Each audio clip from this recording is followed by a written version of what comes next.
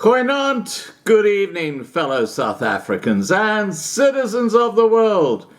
And you know, it's lovely when I get news like this, but I have to tell you that I think the Loving Life channel is starting to become a bit of a dating channel. It's like a romance channel where people meet.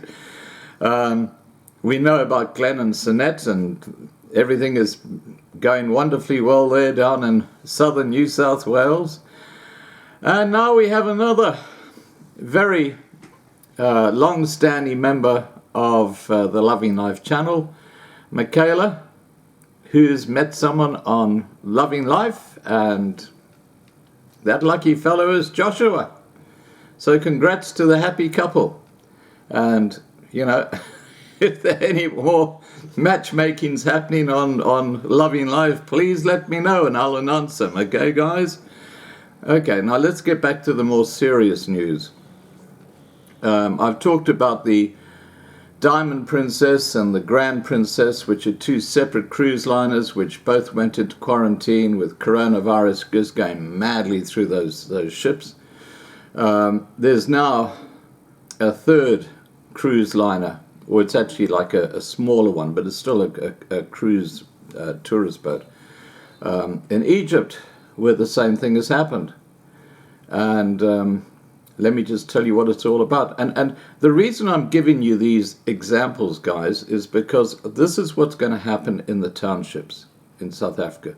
They are even more vulnerable to the spread of the coronavirus, which is self-evident.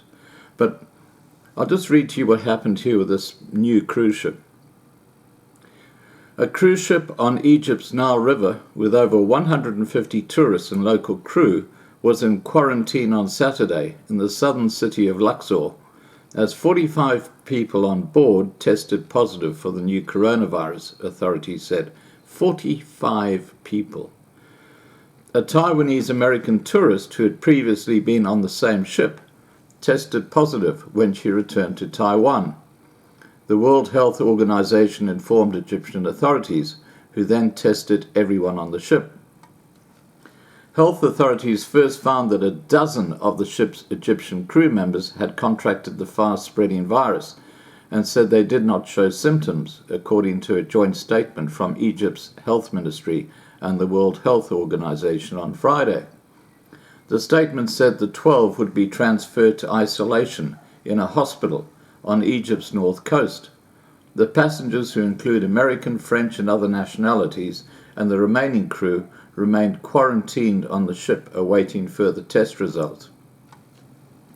At a news conference in Cairo later Saturday, Health Minister Hala Zayed said 33 others tested positive for the virus. Of the total 45 infected passengers and crew, 19 were foreigners, officials said. Zayed did not elaborate on the nationalities of the non-Egyptians. The new cases brought to 48 the number of confirmed coronavirus cases in Egypt.